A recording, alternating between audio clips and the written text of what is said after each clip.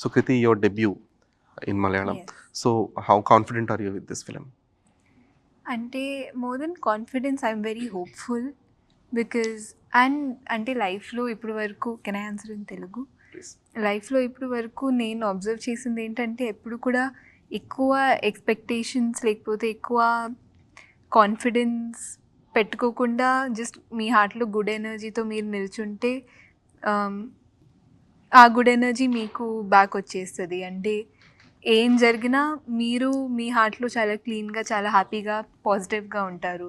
So I'm very hopeful. I have lots of good energy towards this and I hope that good energy will translate in to has translated into the film and the audience will also have the same good energy towards the role.